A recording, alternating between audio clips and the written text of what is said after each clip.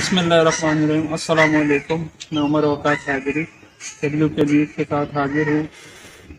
آئیے آج آپ کی ملاقات کراتے ہیں سید راشد احمد صاحب سے، جو کہ Islamic council international human rights کے سربراہ بھی ہیں اور سر سید احمد خان کے پد کے بھی ہیں۔ تو آئیے جانتے ہیں ان کے خیالات۔ جی ناظرین، آئیے آپ کی ملاقات کراتے ہیں راشد احمد خان صاحب سے۔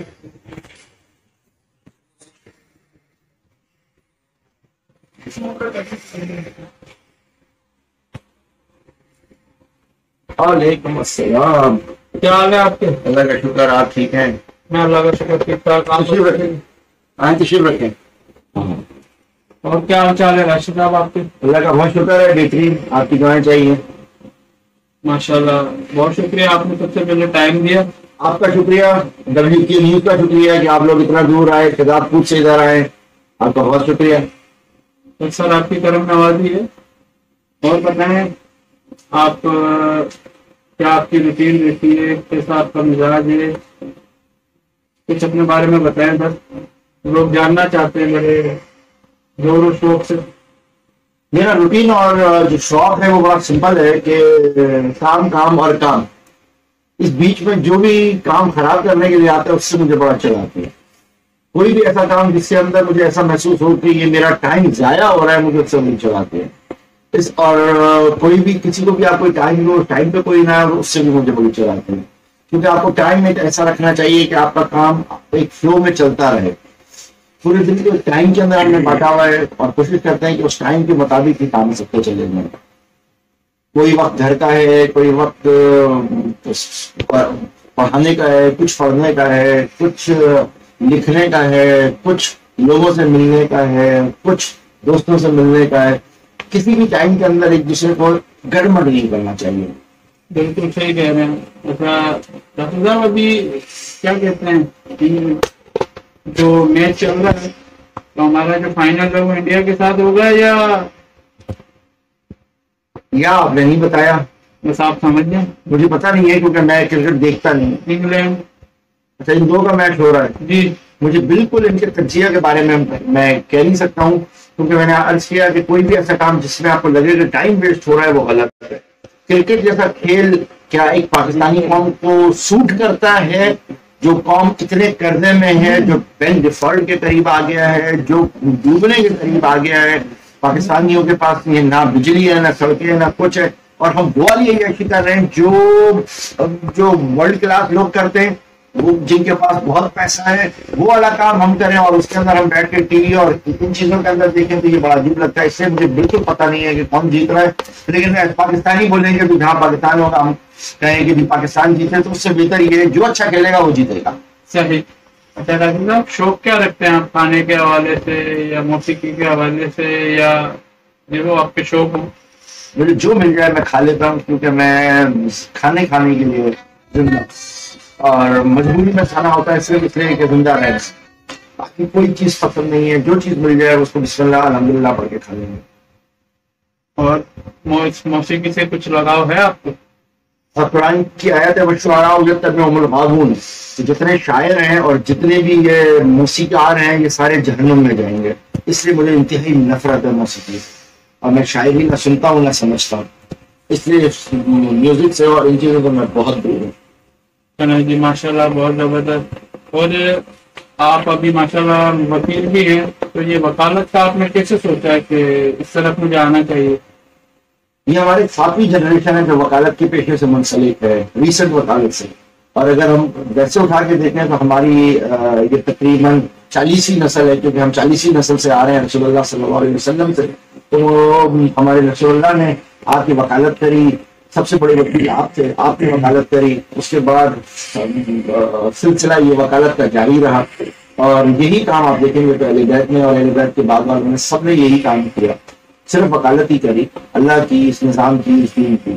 تو اس وکالت ہی کو ہم کرتے چلے آئے ساری زندگی۔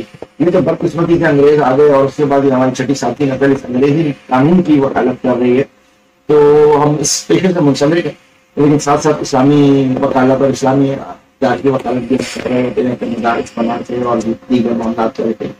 تو دعا یہ ہے کہ ये इसमें से ये वाला गैर इस्लामी टेक्स्ट निकले और इस्लामी है आदमी है। इंशाल्लाह। सर आपकी तंजीम के हवाले से बताइएगा, वहाँ चल उसका मकसद क्या है? हाँ चले बाहर चलते हैं, आए। तो राशिद साहब आपकी जो तंजीम है उसके बारे में थोड़ा आगाह कीजिएगा। हमारी तंजीम है इस्लामिक काउंसिल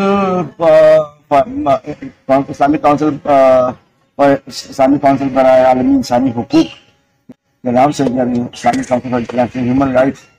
इसका जो मेन पर्पस और मकसद है वो तो ये है कि हम इस दुनिया में अल्लाह ताला ने अपना एक निज़ाम भेजा है, और वो निज़ाम उसको हम दीन कहते हैं, और जो शैतान का निज़ाम है उसको हम तागूत कहते हैं।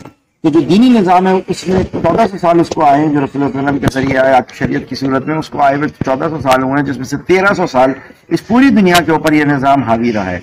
बदकिस्मती से 100 साल पहले आप देखेंगे कि जब खिलाफत उस्मानिया को तोड़ा गया तो उसके बाद से इस निज़ाम को बिल्कुल तितर बितर कर दिया गया। हिंदुस्तान के अंदर जिस तरीके से किया गया, तो उस दिन से लेके आज दिन तक अगर आप देखें तो पूरी दुनिया के अंदर ना अमन है, ना चैन है, ना सुकून है, ना आफियत है।